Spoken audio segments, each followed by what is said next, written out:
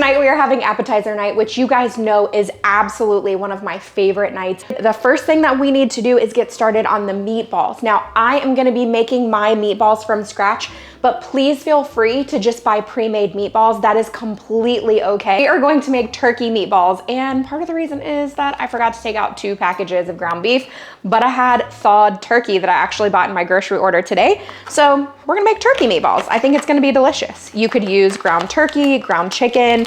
This is 1 pound. I actually was thinking I was gonna make less, but I'm gonna go ahead and make the full pound, like I said, and we'll have plandovers. Now, whenever I make meatballs, you guys know I usually make them from scratch, and it's not a specific recipe that I stick to. There's not a specific amount, but I will do my best to kind of tell you and walk you through that. So we're gonna add probably around a 1/2 cup of breadcrumbs. And when I make this with chicken or turkey, whenever I make meatballs, it's more of a wet consistency. So I do add, sometimes I will end up going back in and adding a little bit more breadcrumbs. So we'll see how that goes. I am gonna add 1 egg. Instead of salt, I'm gonna add this Kevin's all-purpose seasoning. We have been loving this seasoning lately. It's so good. So I'm probably gonna add maybe a 1/2 teaspoon or so just to give it some flavor. And then I love adding Italian seasoning to meatballs. And I just restocked my Italian seasoning today. I had been out. All right, so we've got that. Now let's just mix this together. Feel free to use your hands if you would like. Foil line this baking sheet. I'm using foil because we're out of parchment paper. All right, let's give this pan, what did I do? Okay, folded all that up. Let's give this pan a spray. Typically when I make meatballs, I will use my 1.5 tablespoon scoop. Just scoop them up and then roll them kind of into a ball. They're kind of already in that shape. But this is probably one of my most used kitchen utensils actually, just because we use it for so many different things. So I love this one. But I feel like it does make the perfect size meatball. And I forgot to preheat my oven. So we're gonna have to do that now. I'm gonna cook these on 400 for probably 20 minutes or so. I usually just watch them. I'm gonna go ahead and mix together all of the ingredients that we need for the meatballs. So it's kind of the sauce that's going on the meatballs. So we are gonna do a mixture of a couple of different hot sauces. Feel free to just use like a Frank's hot sauce or something like that if that's what you want. We need about a 1/2 cup of hot sauce. So I'm gonna use a mixture of Cholula because this one is almost out. We do have another one, so I'll save the other one for my husband. And then I'm gonna add in some of this truff hot sauce. Now we love this truff hot sauce, but I wanna say I do think that if you used all truff for this recipe, it might be a little much in the flavors, just because the other flavors that we're adding to this are gonna be really intense. So you're gonna have a blue cheese crumble and ranch and stuff like that. So I feel like that would be a bit too much. All right, let's add in some ranch seasoning. I did make my own, but you would just wanna add in like a packet or whatever. So you need a tablespoon of ranch seasoning. And we're gonna add a couple tablespoons of butter. This will simmer over on the stovetop, and once everything is mixed together and simmered nicely, we're gonna toss the meatballs that we made in this mixture. My sauce is cooked through. All I did was heat it. Now we're gonna add some of these meatballs in and toss them in that sauce. I'm just gonna let this sit over here on the stovetop until we're ready, just so that they don't get too cold or anything. The heat is on very low, and then right before we're ready to serve, we'll add what we need to the top. Making sure that I get all that sauce, because that is the liquid gold. I just made up a little mixture of sour cream, a little bit of milk, and some of that ranch powder. We're just gonna drizzle on the top like this. You can make it a lot prettier than this, I'm sure. But yes, please. Take some blue cheese and just crumble over the top. Obviously, you could buy one that is already crumbled, and that's gonna make this even faster and easier.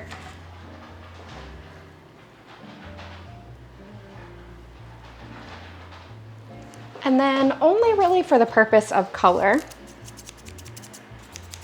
Like, are you guys excited about this one? Because I feel excited about this one.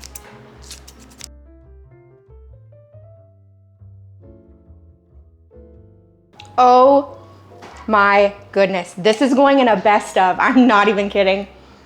I wish I had made triple the amount. This is so good. In my opinion, it's not too spicy. It's a little bit spicy. You do get a little bit of heat, but the mixture of flavors is phenomenal in this one. Like, I'm trying to think now, what else can I do with these seasonings is very good. Tonight we're gonna make a one pot Cajun chicken pasta, but don't let the word Cajun fool you, or don't let the word Cajun scare you, I should say. You can make this as spicy as you want. You can take out all the cayenne pepper, so it's really not gonna be spicy at all. It's completely up to you and what you like, you know, how much heat you like in your food.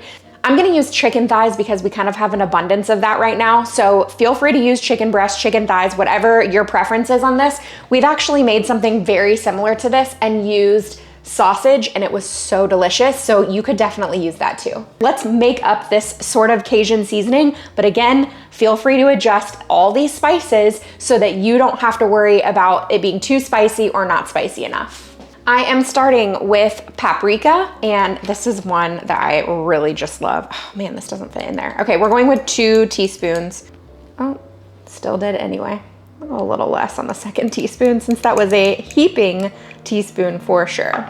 We need 1 teaspoon of oregano, and it looks like I'm almost out of this one. I think fortunately I have a refill packet from my last Thrive Market order, so I'll make sure that I refill this. None of these fit in there. All right, so 1 teaspoon. 1 teaspoon of thyme. One thing that I can say about this recipe, this Cajun pasta, the flavors, there's so much flavor. I mean, this is packed full of flavor. You are not gonna eat this and think, man, that was kind of dull or kind of bland. No. All right, let's switch to our 1/2 teaspoon measurer, and we are going to do a 1/2 teaspoon of onion powder. And we will do a 1/2 teaspoon of garlic powder. Now, the recipe says to use a 1/4 teaspoon of salt. I disagree with that. I do think that you should go closer to a 1/2 teaspoon of salt. So I'm gonna go with that. Feel free to adjust that. If that's too much for you, that's totally fine. And I'm gonna pull out my 1/4 teaspoon measurer. This is where your heat happens, okay? So this is cayenne pepper, very spicy. So if you do not want a lot of heat, you can adjust this one. I am gonna do a 1/4 teaspoon, which is not too much. Feel free to adjust that down. I mean, you guys have seen before that I've taken cayenne and literally went like this. And I'm done because I wanna make sure it's not too spicy for our kids. I know what this one ends up like with all the other flavors that are going in there, so I'm comfortable with that 1/4 teaspoon. I'm just gonna take a fork and whisk all of this together. Okay, now we can set this to the side, but as I cut up my chicken, which I'm gonna be cubing it up, I'm gonna go ahead and throw it right in there, and we're gonna toss the chicken in the seasoning, in that Cajun seasoning. Cut these into little bite-sized pieces. Feel free to, you know, cut however large. You could do strips if you wanted to. Okay, let's toss the chicken in this lovely spice mix that we have here, making sure to coat the chicken. We want to get all those amazing spices all over the chicken. Pretty much at this point, everything is going to be done over at the stovetop. So I'm going to move over there. We're going to get everything out and ready to go. It's a 1-pot thing. So I'm going to pull out my big pot and we're going to get this going. Let's turn our heat on, and I'm going to go like a medium heat. I'm gonna add about a tablespoon of oil into my pot. I'm using avocado oil, but feel free to use whatever kind of oil you prefer. And let's add in about a tablespoon of butter. Okay, so we're starting on this medium heat. I am gonna, oh, that's not the one I wanted. This is the one I wanted. Okay, so we're gonna let the butter melt, and then I'm gonna crank up the heat a little bit to more of like a medium high. We want the butter to get nice and foamy so we know it is nice and hot. Okay, we want our pot to be hot. Okay, so I'm gonna turn that heat up to like a medium high. It's starting to bubble already, which is awesome. See how our butter is nice and foamy? That's what you want. Okay, let's take the chicken. Since we've got good heat here, I'm gonna add it in and get it browning. I do want to separate it. I don't want it to be all clumped together like that. because I want it to get some color on all sides. So we don't want it to be overcrowded. Now you don't have to cook the chicken all the way through at this point. It's gonna have plenty of time to cook. So you're just trying to get a nice char. Not char, sear. That's the word I'm looking for. Oh man, this smells amazing, y'all. Oh my goodness. You could individually flip each one of these pieces, but you know, I'm gonna take the shortcut method. I see some beautiful color. Now, the recipe does not call for this, but I do really enjoy adding a little bit of minced garlic. I like to wait until this point though, when we're about to add some other ingredients, because I don't want the garlic to be in there too long and then it burns. At this point, if you're adding onion, you would wanna go ahead and do that now. Let those onions get softened, maybe even before adding the garlic, honestly. But you guys know, we're not adding onion. Oh, you know what I just realized? I don't have any green onion for the top, and it would look so pretty on the top of this one. Let's turn the heat back down to medium. That is a good amount of cook on that chicken right now. I do wanna add in a can of fire roasted diced tomatoes. You can use the non-fire roasted kind if that's what you prefer, but I'm telling you, the fire roasted just adds a whole different element of flavor. I'm almost to the point now where I opt to do fire roasted over regular diced tomatoes if I can, because they're just so good. And in addition to that, we are going to add 2 cups of chicken bone broth. Feel free to use beef. So we are adding 2 cups. Oh, and I did not drain those tomatoes. I don't know if I said that. Okay, got all that in. So we are going to, I actually didn't need to turn my heat down. I don't know what I was thinking. I'm gonna keep my heat up or turn it back up. Mix everything together. Let's put a lid on this just to bring it up to a boil. It'll just come up to a boil faster. Also, I didn't say it before, but I'm only making 4 servings of this just because I've already planned out everything that we need for the week. If you know you're gonna like the flavors, go ahead and double this, because even with this recipe, with making the amount for 4, I'm using a half box of pasta. So if you're the type of person that's like, you know what, I'd rather use the whole box of pasta and not have to worry about it, or if you have a larger family, obviously, than 4, it's really good and it also reheats well. Okay, we are boiling. We have a nice boil. Let's add in that half box of pasta. Oh, I totally forgot that I had these kind of noodles. So they have some green in them, which is gonna be great since I don't have that green onion. It will add that element of color. Okay, so like I said, this is boiling. We're gonna turn down our heat to a medium low. And we're gonna let the pasta simmer for about 10 minutes. You do want to stir this occasionally just to make sure that nothing sticks together.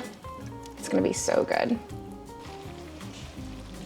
All right, you can see all of the liquid has been absorbed. I'm going to add about 2 ounces of cream cheese into this. All right, so we're just mixing in that cream cheese, and really once that's melted in, it's going to be good to go. We're ready to eat. This looks so good. I did find just a touch of green onion in the fridge, so it was the perfect amount. Let's give it a little try. Very good. Absolutely, you can add some more cayenne to this. Like I showed you, I went pretty light-handed on it, but I like spice, and my husband really likes spice, and the kids aren't too sensitive to it. They will eat it to a degree, but it's really not spicy with that 1/4 teaspoon of cayenne. So if you are afraid of it being too spicy, it's not gonna be with that. Very good flavors. Definitely a winner. We are going to make these cinnamon French toast roll-up things. They look really interesting. The recipe calls for white bread, but we are going to be using, it's kind of a white bread, but it's the Dave's Killer bread, which actually seems more like a wheat bread to me. We're gonna use this one, and I think it's gonna be fine. Before we do anything else, let's make up our butter mixture. You need about 4 tablespoons of butter. I probably have closer to 3 here. I'm gonna melt it. It doesn't need to be all the way melted, but just really softened. All right, so not completely melted, but pretty much almost melted there. All right, I've got my tablespoon measurer, and we are going to add, okay. I've got my tablespoon measurer. We're gonna add 2 tablespoons of brown sugar into our butter. And we just need a pinch of salt in that. Okay, so let's just mix that together. Right, now in this bowl, we want to go ahead and make our dipping mixture. Now for this mixture, I'm starting with 3 eggs.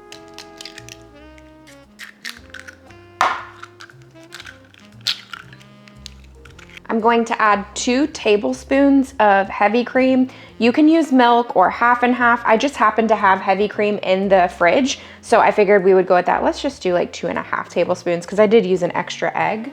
And I'm gonna add a touch of vanilla extract. Feel free to use almond. You guys know we love almond extract. So you need, really it calls for 2 teaspoons, so that, you know, a touch-ish. Let's whisk all of this together and then we'll just set it to the side so that's ready to go. Our butter mixture will be ready to go and we'll move on to the roll up. Now for this part, it's probably best that you have a rolling pin. If you don't, you can probably do it without one, but if you have a rolling pin, that's what I would use. Oh, and you know what else? I need to get out a bowl because we are gonna be cutting the crust off of this bread, but I don't want it to go to waste, so we're gonna end up making a breakfast casserole later on. I don't know, it might be on camera, we'll see. And we are just gonna take the rolling pin and start to roll each piece of bread out. It doesn't have to be perfect, just kind of flattening it out a bit. And then cut off your edges. And I'm gonna do this more of like an assembly line. So you could do this and then go ahead and do your dipping and then move it to your air fry basket. But I'm just gonna go ahead and make a stack of these and then we'll do all of that other stuff at the same time. We're going to spread the butter on the bread, roll it up, dip it in the egg mixture, and then it's gonna go over to the air fry basket. Let's do this. So this is kind of like the inside of a cinnamon roll, you know? Let's just sprinkle with a little bit of cinnamon. You don't need much. We're gonna roll it up, which, like I said, if you're using like a really fresh white bread, it's gonna roll very easily. Since mine is more like a white wheat, it's a little harder to roll. It shouldn't be too much of an issue, but just FYI. All right, we'll dip this in the egg mixture. Let's move the egg mixture a little closer to this, and then that will go into the air fry basket. Okay, quick tip already. My suggestion would be to go ahead and get all your butter on all of these, roll them, dip them all at the same time, because otherwise you're just washing your hands in between each one, and that's a lot. Okay, let's take these over to the air fryer. They're going in at 350 degrees for around 8 to 10 minutes. This is your friendly public service announcement reminding you to spray your air fryer basket before you do this, because I just thought I would flip them, you know, after they've been in there for a bit. They don't look quite as pretty as I wish they did.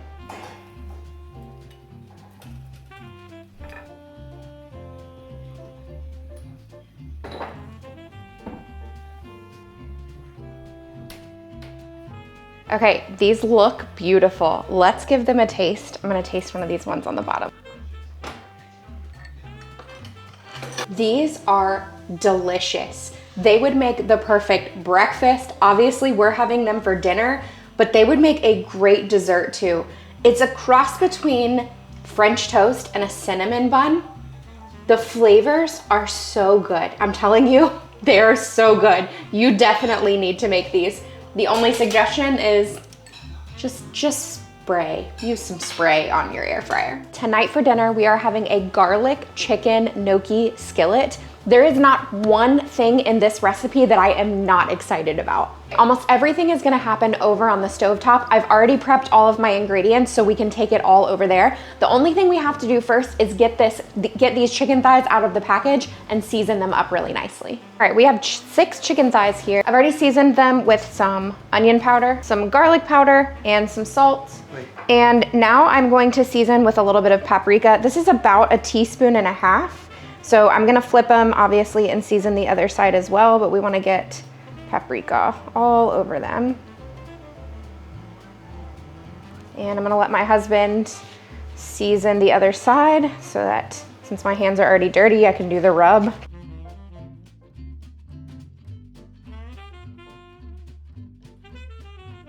While he's doing that, I wanna show you, we already have everything prepped over here and ready to go, because once we move over to the stove, This is all gonna come together pretty quickly, so I wanted to have it all done and ready.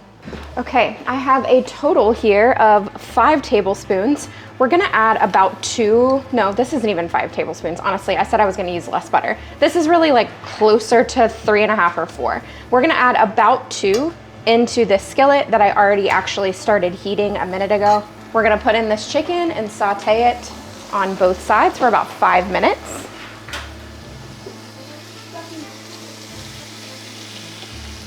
Oh, and we are using chicken thighs. I mean, I think you could do this with chicken breasts if you really want to, but the thighs just have such good flavor. Are you ready to see this color? That is the good stuff.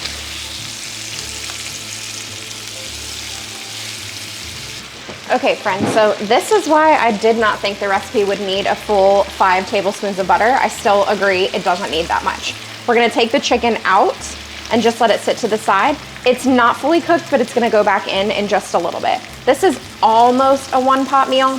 Since we had to make the gnocchi separately, it's not quite there, but it's close. Now, I have my heat turned down just a little bit. We're on more like closer to a medium low now. And I'm gonna put in the rest of that butter. Not that we need a whole lot of butter here. Probably don't even need that much. You know what? I'm gonna take some out. So that's like a tablespoon. Okay, now we're gonna add in this Italian seasoning, and it's about 1.5 teaspoons. This is gonna add such great fragrance. We've got about 1 cup of sliced mushrooms. I'm gonna add that in. You could obviously skip that if you are not a mushroom fan. My daughter is actually not really a mushroom fan, but I usually try and leave them big enough that she can just pick them out because everybody else in the family does really like them. This is where you would also wanna add onions. If you're adding those, we're gonna add in about 2 tablespoons of garlic, minced garlic. You guys could be in my kitchen right now to smell this. Oh my goodness. These are just gonna cook for a couple of minutes until the mushrooms have softened up just a bit. Also, when they finally release smell-o-vision, which you know is inevitably gonna happen, y'all are gonna need it because our kitchen has been smelling so good lately. Okay, we have 1 cup of chicken bone broth. We're gonna add that in. You can just use chicken broth or chicken stock if that's your preference. And we have a 1/2 cup of heavy whipping cream. Add all that in. Still got my heat on medium.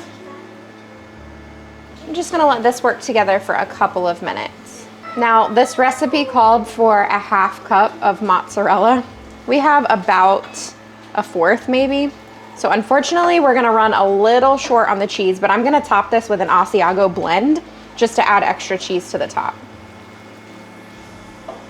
Somebody in our house used all the cheese today. I don't know who that was, but it was somebody. Okay, now we don't have the amount of cheese that we need, so this might not thicken up quite as much as we would like it to. We'll see how this works. I've got it on a saute to reduce a little bit. Also, whenever you're adding cheese to something that has like a heavy whipping cream or any type of dairy already in it, add slowly. That's kind of a tip because otherwise I don't know what you call it. It almost looks like it's curdled, but it just kind of separates. So that's my tip of the day for this video. Just add slowly.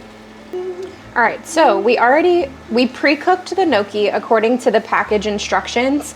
It just goes into some boiling water for about 3 minutes, and you want to stir, and then you drain it off. So we just put it into a colander and drained it off. Now we're gonna add the gnocchi back into this recipe here with this sauce. Now, if you're really ambitious, you can make your own gnocchi too. It's actually not that hard, but I am making this a quicker dinner. So if you wanna make it quick and easy, then you can buy it. Add this and just break it up. It's been sitting in that colander for a few minutes, so it's stuck together. Okay, you guys, we're gonna add in some spinach. We need about 3 cups of spinach, and apparently there's some controversy here about leaving the stems on the spinach. This is baby spinach, but feel free to cut the leaves off. We've never had an issue with it, but I need to know in the comments, do you cut the stems off of your baby spinach or do you leave them on? Like, you guys really talked about it in the comments last time I did something with spinach. Okay, we're gonna start to combine this and let that spinach wilt. Okay, we've got a nice combination here. So I'm gonna add the chicken back in.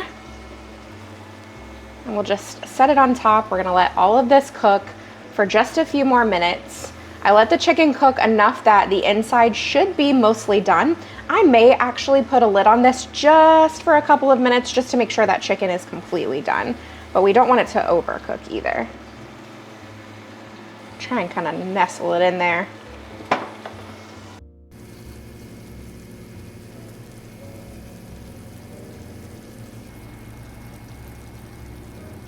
Let's try this together. I tasted a little bite of gnocchi before it went in the sauce, and it was already good. It's perfection. It's like the perfect level of saltiness, and the sauce is delicious. Okay, we gotta try this chicken. I already know it's gonna be good with that sauce on it and the spinach. Let's get a bite of chicken with a little bit of mushroom. It is so good. And guys, you do not need 5 tablespoons of butter. It just doesn't need it. It's got, the chicken thighs have so much flavor in and of themselves, and then you put the heavy cream on top of that and the chicken broth, you've got all the butter flavor that you need. It is so good. Okay, friends, we are going to take these biscuits, this roll, and I'm gonna go ahead and make all of them. If you have leftover carnitas or pork, this is a great recipe. Let's go ahead. We'll lay them all out on my parchment lined baking sheet here.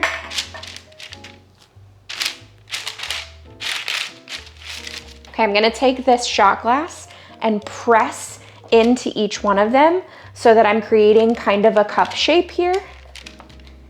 My oven is currently preheating to 400 degrees. We're gonna bake these for about 10 minutes, take them out and repress them, making sure that we really get this cup shape because we're gonna put some stuff in them. While that's in the first round of the oven, we're gonna go ahead and get our eggs ready. So I think I'm gonna do 6 eggs. Go ahead and mix them up. My husband will probably make the eggs because he's just good at it. Okay, I'm gonna add a touch of milk into these. It's probably like a tablespoon and a half, 2 tablespoons. And there is this new seasoning that I've been trying. It's Kevin's Natural Foods. It's an all-purpose, like an everything type of seasoning. So I'm just gonna use this instead of salt and pepper. It's pretty good. I tried it actually the other morning when I made a quiche, and I really liked it. So I figured we would just try it in this one, give it a shot. Let's kind of whisk these together so that they're ready to go for him. Okay, now sometimes he will put other things into our eggs, like, what is it called? Creme fraiche or a Greek yogurt. He still might do that even though I put the milk in there. I'll let him decide. And then we're definitely gonna add cheese to them when we cook them. Okay, already I have an adjustment or a tip. Make your biscuits, but only cook them for 5 minutes. I just took them out at the 6.5 minute mark and they're almost done, okay? So you do not wanna make them so that you do not wanna leave them in for 10 minutes on the first round. So we're repressing these to get that cup in there. Look, this is perfect. This is working out really well, okay? So yeah, 5 minutes would have been just like the ideal time. These are gonna be so good. Okay, now these are gonna go back in there, but I'm assuming they're only gonna cook for about 5 or so more minutes. All right, so you put what, tablespoon of butter in there? Yeah. About a tablespoon. I thought he might use Greek yogurt. You can see it over there. All right. That's in place of creme fraiche. Yeah, creme fraiche. I said that earlier. All right, so he's gonna scramble up the eggs and get those ready. And then after that, the carnitas are actually reheated. Everything's ready to go. So we'll just assemble. You want cheese in these eggs? Yeah, cheese in the eggs. Okay. You could do it either way. I'm sure you could just put the cheese on the top, but I think cheese in the eggs.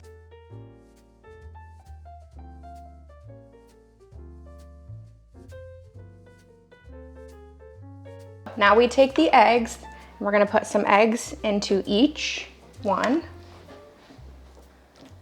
Was this from something? That's from Sam's. Really? Yeah, the carnitas. Yeah, we froze it or something. Speaking of, if you haven't had that, it's delicious. It's carnitas. It's so good, y'all. Carnitas from Sam's, and it's refrigerated. You can reheat it in your oven. You can reheat it in the crock pot. That's usually how we do it, is in the crock pot. It has the best flavor. It's 2 pounds of meat, and I want to say it's, what is it, 20 bucks? I feel like it might even be less than 20 bucks, honestly. Yeah. So we're adding eggs, like I said, to each one. I want to use all of the eggs because, you know, we're not gonna let eggs go to waste. So now we're gonna add carnitas. I put a lot of eggs in these, guys. You probably could have gone less on those, but I was not gonna waste those eggs. I'm gonna add salsa to, let's do half of them. You can add salsa to all of them, but this is a medium and I just wanna make sure it's not too spicy. So I'm just gonna go salsa on 4.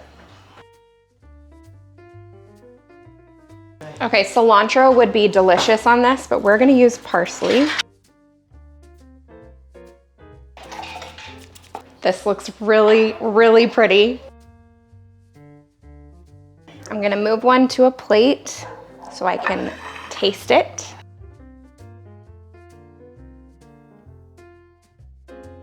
We are having this for dinner. Also a really beautiful brunch option, breakfast option. Came together really quickly. The flavors are there, especially if you use those carnitas from Sam's Club because they are delicious. This is very good. I really like this one. Definitely suggest giving this one a try. And it's beautiful. Tonight for dinner, we are going to have burgers. We actually were gonna have chicken burgers with like a feta and spinach. My store didn't have any chicken, so we did ground turkey. It'll be turkey, it'll be totally fine. Before we actually get started on making the burgers though, I'm gonna make the sauce that's gonna go with the burgers. So I've got some cream cheese here and it's slightly softened, which is about what we want. So we need about 4 ounces of cream cheese. I'm probably gonna go a little less on that. It's probably like 3, just because I need the cream cheese for bagels tomorrow morning. And to that, we're gonna take feta cheese and add about 2 ounces. I do wanna reserve the rest of the feta cheese because that's going with the burgers. I'm adding in some garlic, some minced garlic, about a clove. You add whatever amount you like. I really need to get some more garlic. We're running low. And then we wanna add some lemon juice. Feel free to add fresh lemon juice if that's what you want. Just about a tablespoon. Okay, so I am actually starting this at 1 o'clock, just getting everything prepped and ready to go. I love meals like this that you can kind of prep everything ahead of time. So when it comes to dinner, you're really just throwing burgers on a grill. So the main reason that I'm prepping this now is because I am making dinner for my church tomorrow night. So stay tuned. I'm actually putting some of that in an upcoming video. So if you're curious on seeing some of the recipes that feed a crowd really easily, or if you can actually scale these back significantly for just your family. So we've got here just some like feta spread. Feel free, like I said, we're fine with it kind of being thick like this, but feel free to puree it so that you have a nice whipped consistency to this. That's totally fine too. You guys know that we love appetizers. If you haven't seen my video where I make whipped feta, it is so incredibly good. And this is very similar to some of the flavors that are in that. There's a couple other things in the whipped feta that, oh my gosh, like even just thinking about it, I'm like, should I just make some of that right now? Because it is so good. I'll have that video linked because you don't wanna miss it. It is so delicious. Anyway, so we love like a whipped feta type of thing anytime. All right, so this is ready to go. This is gonna be our feta spread. And I'm just gonna pop a lid on this and this will be ready to go for later. Making dinner, so easy. All right, the next thing that we're gonna make to go with dinner tonight is a tzatziki. And Y'all, I know that I ordered dill. You know when you're 100% sure that you ordered something? I'm like 99% sure. Anyway, so we're out of dill, so I'm gonna be adding that into this recipe, but I wanna go ahead and make everything else.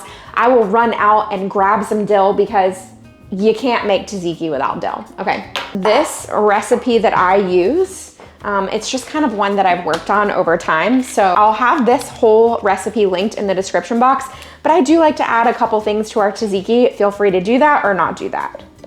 Totally fine. You guys have seen me make this before. We'll open up a new Greek yogurt. Y'all, we don't play with Greek yogurt in this house. We go through quite a bit of it.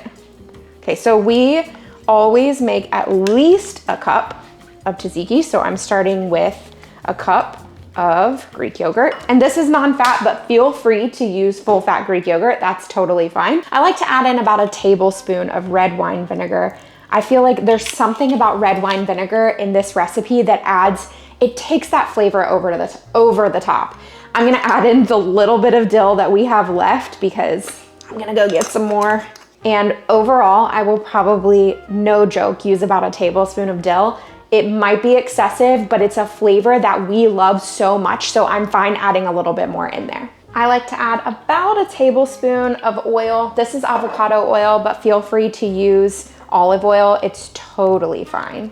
Okay, let's add in about a tablespoon of lemon juice. I always add in about a half teaspoon of salt. Feel free to add, more or less, and you can also add pepper too. That's another great thing to add in there.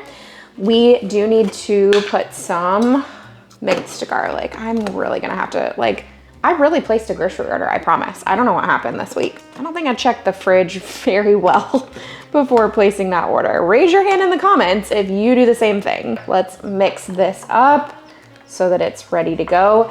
And I am going to use my handy dandy cheese grater to grate up this cucumber. Literally my most used kitchen appliance. People ask all the time, do you really use it that often? Okay, so I am using the small grater. There's a larger one. We are going to grate this just directly into the bowl. Oh, another thing that I love about this, you'll be able to see it, I think maybe here. It almost peels some of the cucumber at the same time. I think it's really cool. I don't know if it's supposed to do that, but it's kind of like an unintentional plus about this. But look, not that I care. I actually like the cucumber peel, but it works out fine. They will dry off their cucumber, pat it really dry before they add it in here. And that is completely fine to do that. So typically the way that I do it is I will dry it off really well if I know that we're going to make a lot of this and it's gonna last us for a couple of days, because then the water kind of separates and it just gets not as pretty looking. But listen, I know every bit of this is gonna get used tonight, so I wasn't quite as worried about it. But feel free to grate your cucumber into a bowl, pat it really dry with a paper towel or something before putting it in here. So we are good to go on this until I get some more dill. Also, a little trick, buy plastic hairnets. They come in a pack of 100 billion of them. You'll never need them again. And then bowls that don't have a lid, there you go. Okay, we are going to prep our burgers, turkey burgers in our case. You may want to use frozen spinach. I ordered fresh spinach because I need it for this recipe and another recipe. So I'm completely fine with using fresh, but we're gonna cut it down. We're gonna really chop it up, okay? So we're just gonna start the process of chopping. Feel free to cut your stems off. Okay, got a nice chop on this. All right, let's just transfer the spinach here. You need about 4 ounces of spinach. This is feta cheese. We've got the feta and the spinach, and it actually looks beautiful. I would probably eat it just like this, no joke. I'm gonna add about a 1/4 cup of breadcrumbs to this. Now, if you are using a beef or a pork, you may not need to add breadcrumbs. What I've found is that with turkey or with chicken, it's a much more wet meat.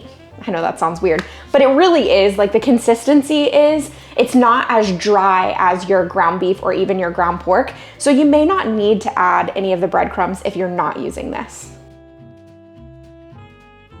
Now, because I'm not using onion powder, because I'm not using onion, we're gonna add a little bit of onion powder, probably, I don't know, half teaspoon-ish. I do need to add some garlic. So I actually found this one in the fridge. Totally forgot about this one, but I need a bigger one because y'all know, we don't play. We do not play when it comes to garlic. There's a whole lot of garlic. So that's maybe 2.5 teaspoons. We do need to add a little bit of salt, about a teaspoon, and then oregano, I feel like is a must-have for this recipe, okay? So we're not gonna be light-handed with the oregano. Okay, oh. We got this burger press thing that we got, I think on Amazon about 100 years ago.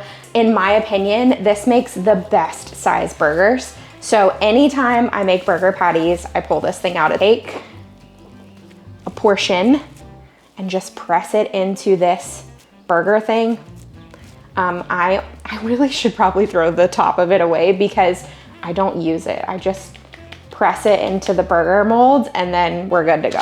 Literally like that. So I don't think we really need the top of it, and I don't know why I keep it. I guess because they go together, but we don't really use it. Can you think of something in your house like that where you think, why do I keep this? Burgers are done. Let's wash everything up and I'm gonna get ready to make the sides so that literally once it's time to make dinner, this is flawless, seamless, minutes away. So for the side, I am cutting up some sweet potato, and I'm gonna cut them basically into like fry wedges, but I don't worry about them being perfect. When we make sweet potato fries, I love using coconut oil or MCT oil, fractionated coconut oil.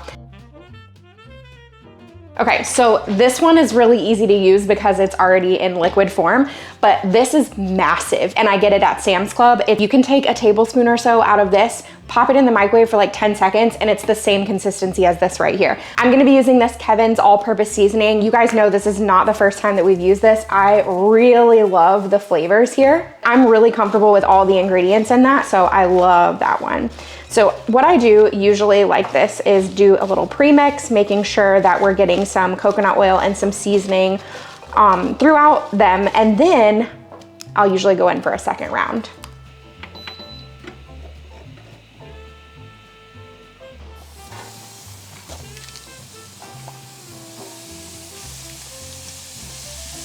To assemble these burgers, we're gonna take a bun.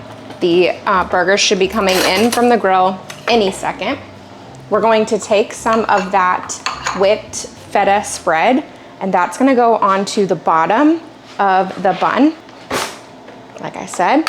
Then we will take a burger on top. I'm gonna put tomato on mine. Feel free to put tomato, lettuce, cucumber, whatever it is that you love. Let's add some of that tzatziki to the top. That would be better with a spoon.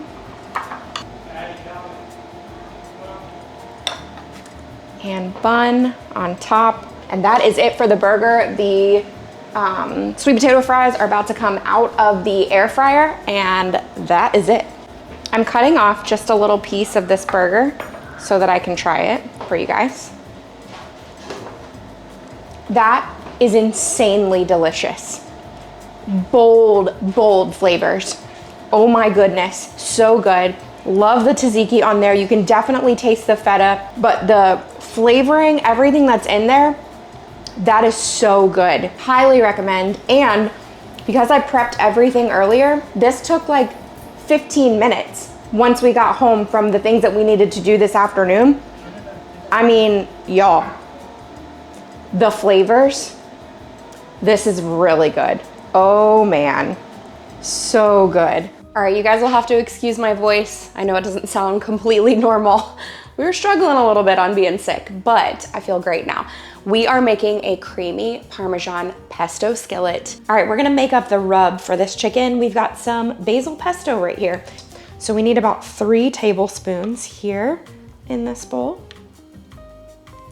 Okay, we need a little bit of oil, although this pesto has a lot of oil in it, so it calls for about a tablespoon, but I went a little less because there was already a lot in there. All right, we've got some Parmesan cheese. We need about 2 tablespoons. This is freshly shredded. I'm gonna start combining this. Let's add in some Dijon mustard, And for this, we're gonna do about a tablespoon. This is a new one, so open that up. You need about a teaspoon of honey, but it's just gonna help to bring out the flavors of that chicken. It's just going to flavor it up. So once you throw it in the pan, it's gonna have all of this really good stuff on it.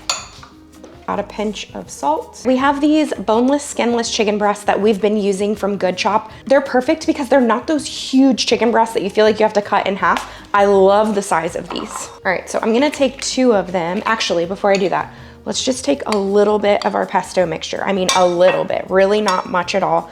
I'm gonna spread it along the bottom here just to make sure we get a little bit of this rub on each piece. I'm gonna lay that down again. Take a little bit of that rub and just spread that around on this chicken breasts. And then we're just gonna keep layering. And obviously, like I said, you can do this in a baggie if you want to. Like I said, I'm out of the size baggies that would fit these chicken breasts. So that is why I am just choosing to marinate them this way. Now you can marinate them for 30 minutes while you're getting everything else prepped and ready for this recipe. You can marinate them overnight in the refrigerator for up to 8 hours if you'd like to do that. So it really just depends on the amount of time that you have for this recipe. For my asparagus, what I have found is if you just snap them where they naturally snap, so for instance, bend, wherever it naturally snaps, that's gonna be the best asparagus. You can eat the entire thing. It's just that the closer you get to the end, the more tough it's gonna be. For these pieces, we're going to cut them into 1-inch pieces. They don't have to be perfect, but just around that, kind of like bite-size-ish. These are good to go. They will go in there as we're cooking. All right, we have 1 tablespoon of avocado oil. You can use olive oil if that's what you want. Let's turn our burner on and get this nice and heated so that we can saute up that chicken. We want our pan to be nice and hot so that when that chicken hits that oil, it starts to saute right away, and it's just gonna add such good flavor. So we do have it on a medium high. Take the chicken that we had in the that we were marinating, and it's gonna go into the pan. Ooh, this is gonna crowd it a bit.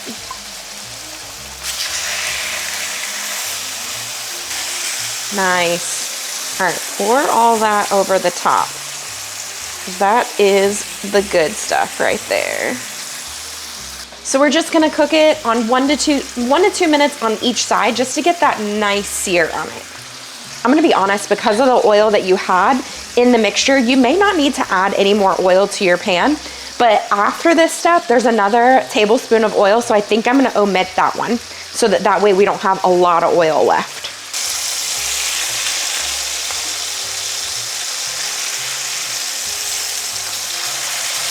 In this case, we actually are gonna cook the chicken all the way through. So we're gonna let this go for about 6 to 7 minutes. If I do feel like it's getting too much color on one side, I'll flip it again. Let's reduce our heat to a medium to make sure we don't burn these. We just want them to cook all the way through.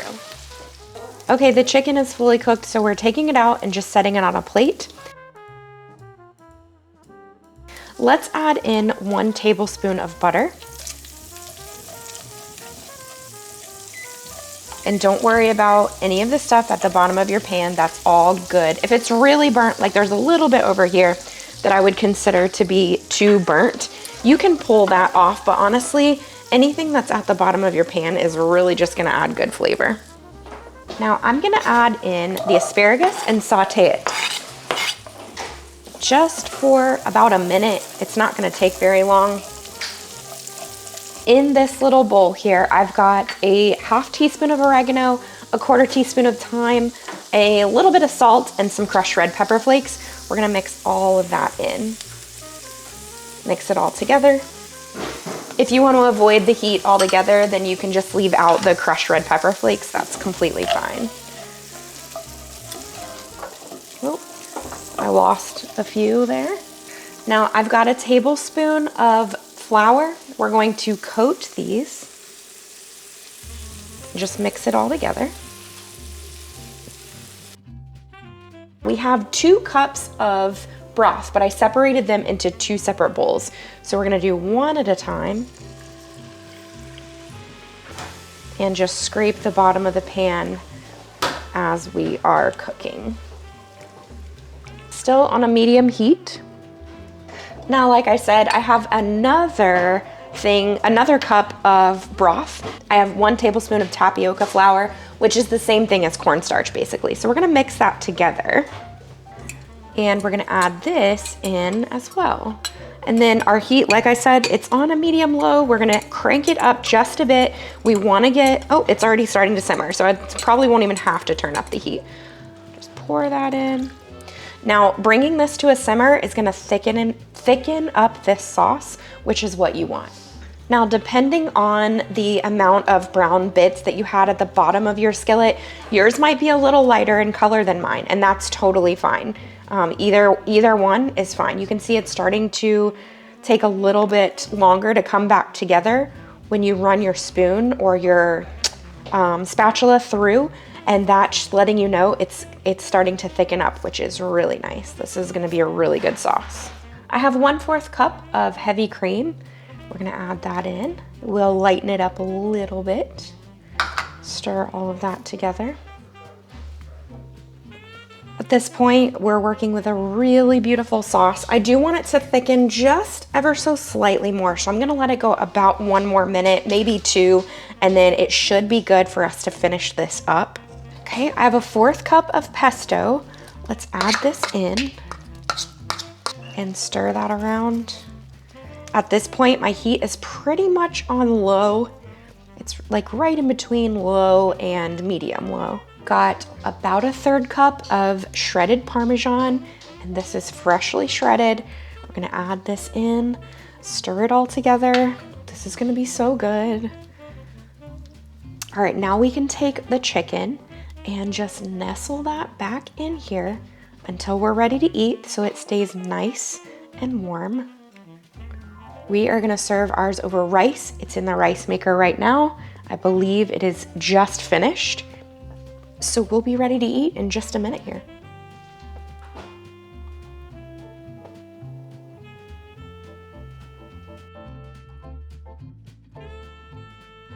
I do not have a taste test for you. We sat down so quickly to eat dinner. Everybody was really hungry, but let me tell you, oh my goodness. You have to make this one. We all sat down at the dinner table and said, this might be one of the best flavored meals we've ever had. Fabulous, so incredibly delicious. I'm talking like bursting, every single bite, just bursting with flavor. So, so, so good. I cannot wait to make this one again. This is absolutely a best of, for sure. Love this one. You have to try it. I am prepping this early because appetizer night, because I'm making so many different things, can get a little hectic in the kitchen. So I'm gonna go ahead and prep as much as possible now. The first thing we need to do is make up a chimichurri sauce, and that is because we are going to make chimichurri meatballs. How good does that sound? I love chimichurri. It is absolutely one of my favorite sauces. I have 1 shallot. I'm gonna cut off the ends and then get the outerness off, the outer layer. And I usually prefer to take off whatever layers taste like paper. Same with an onion, but you guys know we don't use onion a whole lot here. It's pretty rare. My husband, for some reason, doesn't mind shallot though. So whenever I have an opportunity, I will use shallot. We're gonna cut this into wedges, and you can use your food processor if that's what you want to use to make this. I have actually, let me cut this a little smaller. I have my blender cup. We're gonna be using that. Also, this is the perfect night to make this because my parsley is on its last leg here, and we need 3/4 of a cup. So we're gonna use quite a bit of this parsley. Now, you can throw in some fresh garlic if you want. Just throw in the whole, not the whole bulb, but you know what I mean. Like when you take the clove out, you can throw that in there. We actually don't have any right now, so I'm gonna take what would be about 2 minced garlic cloves and put that in. And unfortunately, I'm out of fresh oregano right now. That's another thing that I feel like I could add to my garden that we would probably use a lot. So we're going to use some dried oregano. I'm gonna, maybe a teaspoon or so. We need about a teaspoon and a half of salt in here. And then I'm also gonna add some pepper. This is white pepper, but you can use whatever you prefer, about a half teaspoon or so. I mean, if you like it really peppery, then use more. About 3/4 of a cup of oil. This is avocado oil, but feel free to use an olive oil if that's what you're comfortable with, what you normally have on hand. I love red wine vinegar. It adds the best flavor to things. We're gonna add about a 1/4 cup.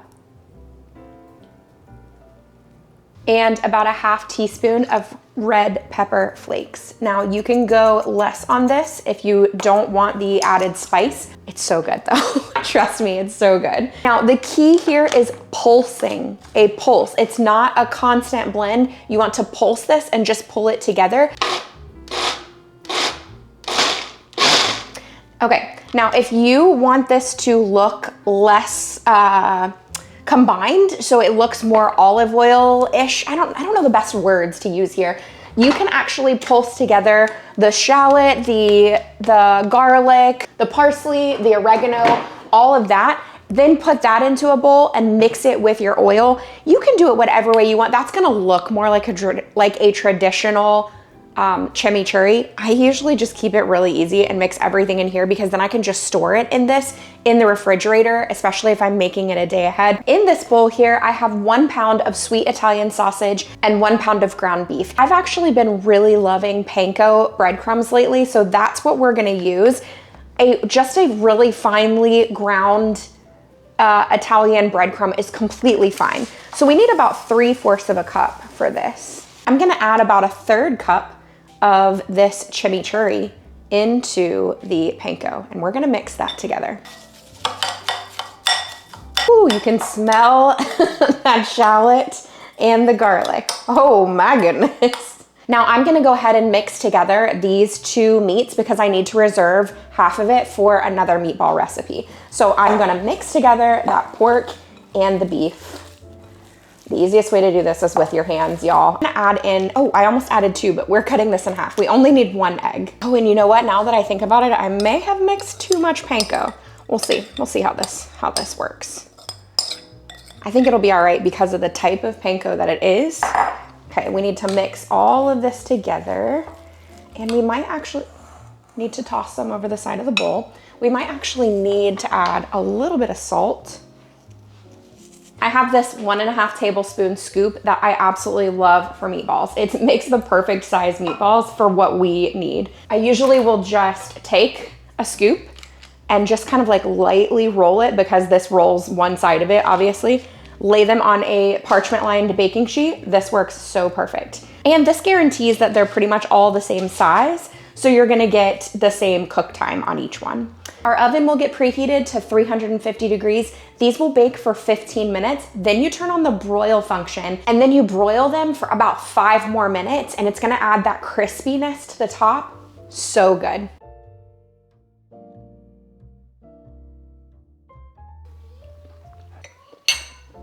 Those are so packed full of flavor. Wow.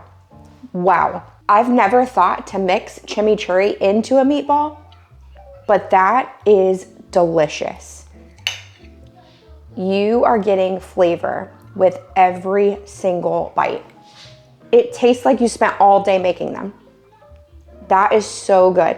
You guys need to make this one for sure. Let's make a breakfast stuffing casserole. I'm starting by chopping up some bell pepper. You do not have to have both colors. You don't have to have bell pepper at all, but I'm gonna use about a 1/4 of each one. You guys know I love color, so I gotta have a little of both. So we are just going to dice this.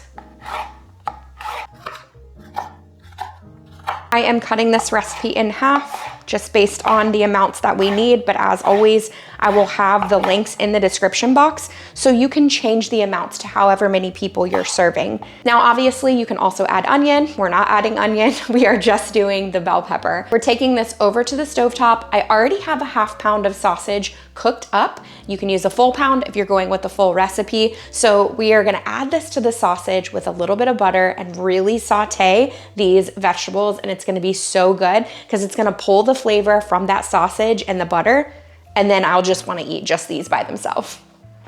All right, my heat is on medium high and I'm really adding in just about a 1/4 tablespoon of butter. And we're just gonna add in these peppers and get them sauteing. It's just gonna take a few minutes for that to happen. Add just a touch of salt to this, just to bring out those awesome flavors. Maybe a 1/2 teaspoon. All right, while that is cooking, I'm gonna shred up some cheddar cheese. I actually meant to do this yesterday and totally forgot. So I'm just gonna shred that up so we have it for this recipe.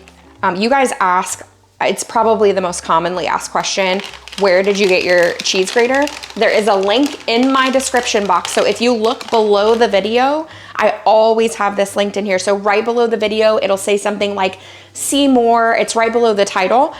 Everything that you need to know for links for things that I use in this video will be in the description box. So I always have it in there because it is a very common question that I get.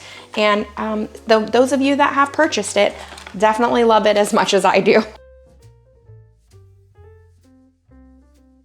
Now, even though we didn't add any onion to this, I am gonna add some onion powder because we do love the flavor of onion. My husband just doesn't like the texture. So adding a little bit of that was probably a 1/2 teaspoon or so. And then although the recipe doesn't call for it, I am changing the recipe up a little bit. We're making it our own, which you guys know I love to do because we sometimes make completely new recipes that we love. I'm gonna add about a clove or so of garlic to this. I just feel like those flavors are gonna be so good. And we're almost done cooking, so that was the perfect time to add it in. Just letting that garlic work for just a minute, adding that flavor in there. Okay, you do not have to have a KitchenAid mixer for this portion. You just need a bowl and you can mix it all together, but since I have it, it's sitting right here, I'm just gonna use it. We're adding 4 eggs to this. I'm just gonna use my whisking attachment and just get those combined together. I'm gonna add in the sausage and peppers, which, I mean, I could straight up just eat it like this. It smells so good, it looks so good. And also we need to add in 3 ounces of stuffing mix. And I think I'm gonna switch to the paddle. Oh, cheese, we need cheese. Just about a 1/4 cup of shredded cheese. Maybe a little more because we like cheese. Mix this together.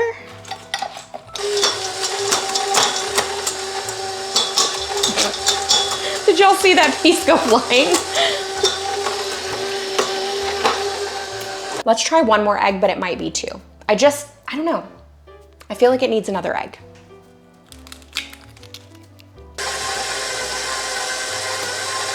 That looks so much better to me.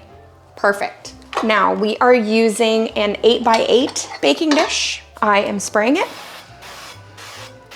And this is going to get poured into the baking dish.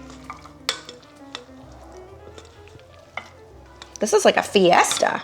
I mean, look at all these colors. Evenly spread this out. And now I am actually gonna bake mine in the morning. So you could probably bake it and then just reheat it in the morning. It really only bakes for 20 to 25 minutes. So I can make this in the morning and then it's fresh. And then we're actually gonna make some hollandaise sauce to go on the top of it. I actually think this would be a great dinner option too. It's a breakfast casserole, but I think it would be delicious at dinner. I'm loosely covering the casserole with foil, and this is gonna go into my 350-degree oven for in between 20 and 25 minutes. I'm going to attempt this hollandaise. So I'm gonna turn my heat onto about a medium, and I have a 1/2 stick of butter here in this pot. There's 5 minutes left on the casserole, so I'm thinking this is a good time to start the hollandaise. Now we're gonna start to add in the other ingredients. I've got a 1/2 tablespoon of lemon juice. Obviously do a full if you are increasing this recipe. A 1.5 tablespoons of milk and 2 egg yolks. Now we basically just whisk this for about 3 to 5 minutes. It's gonna get nice and frothy. And once that happens and it thickens up, then you know that it's ready. You pretty much need to serve this immediately. So as soon as possible after making this, you wanna serve it.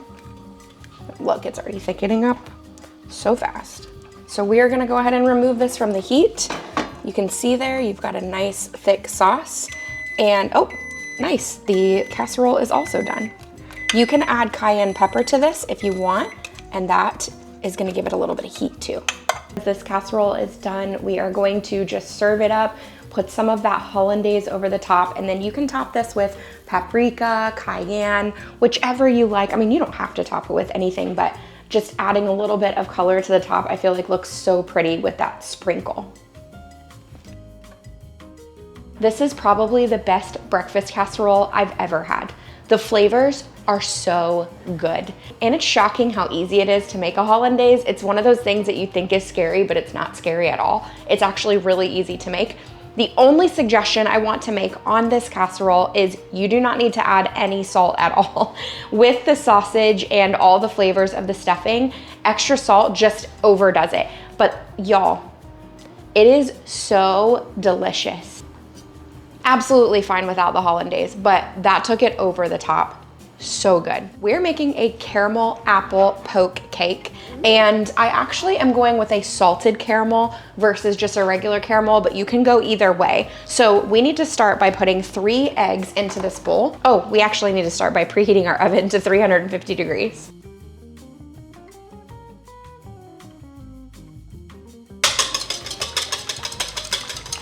You can obviously use a hand mixer if that's what you prefer. Now I'm gonna be adding 1 can of apple pie filling. Let's mix that together. And I'm kind of smashing them a bit with my whisk as I do this, because obviously they're big apple pieces. I just want them to be a little smaller.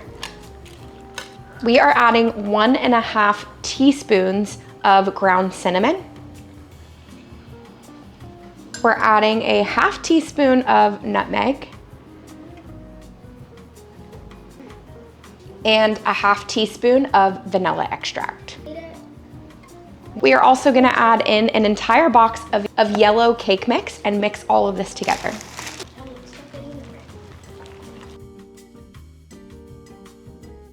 Now this one is going to church, so I'm going to take one of these type of pans. So actually my husband is taking it to church tonight. So that way they don't have to worry about any dishes or anything because we don't have a kitchen. Okay, spray that pan and all the batter is gonna go in there. You're spreading this out so that it is even. And this is gonna go in that 350 degree oven for 30 to 40 minutes. All right, our apple cake just came out of the oven. We need to pretty quickly go ahead and pour on this caramel topping. I'm gonna heat it up just a bit, just so it's easier to pour out of the jar. It's not a requirement by any means. While that's heating, we're gonna poke holes in our cake. So I'm just using a chopstick. I find that's one of the easiest things to do. Just a couple inches apart, you're just gonna poke holes. Keep it really simple. They don't have to look pretty or perfect. You're gonna end up covering it with an icing layer anyway. But this is just going to make sure that all the cake gets saturated in that caramel. Making sure you get the edges too. Don't forget about those. All right, well, my cake fell in the middle, but it's gonna be okay. It's still gonna taste good. We're gonna take the salted caramel topping and it's gonna go all over the top. The whole jar. Now this is an 11-ounce jar.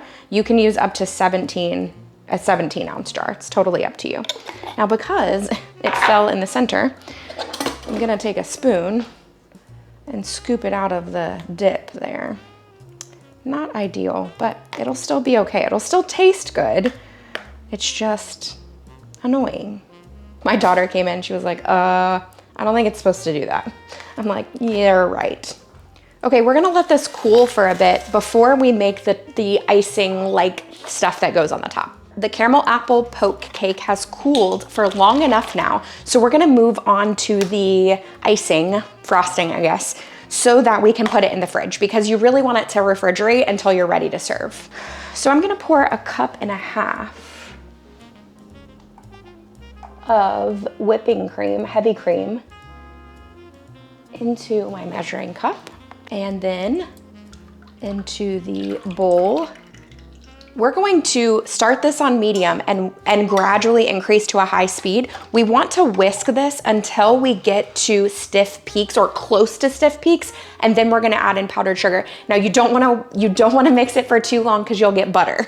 So not too long, but just until you start to see those stiff peaks form.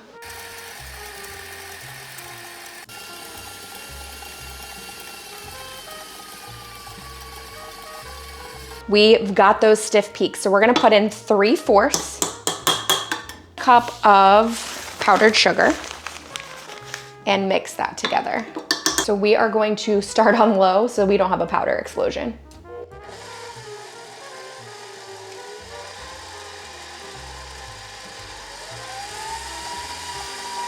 Okay, I think that is a good amount. It is, goodness. You can see it's not falling off of the beater. I'm gonna add the whipped cream, or the frosting, I guess, all over. Just spread this around. Now, somewhat for taste, but mostly for looks, we're going to sprinkle with some cinnamon.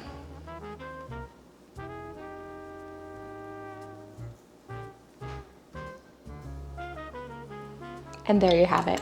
I mean, come on, come on.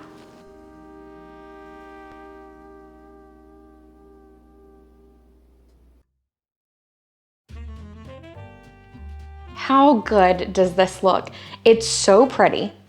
I feel like it's gonna be light and fluffy too. Let's give it a taste.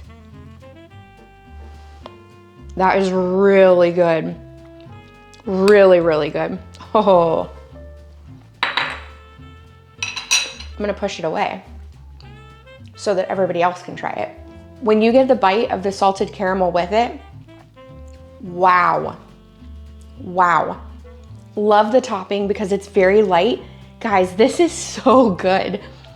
You get the apples in there, the ever so slightest bit of cinnamon. The salted caramel really stands out. Now, I don't know what this would be like with the regular caramel, but wow. And then that light and fluffy whipped cream type topping. This is so good. Our verse today comes from 1 John 4:19. We love because he first loved us. I hope you guys enjoyed today's video. All of these are ones that we have absolutely loved. I want to say a thank you so much for all of your love and support that you gave this year. I am so looking forward to providing new and fun recipes in 2024. Happy New Year.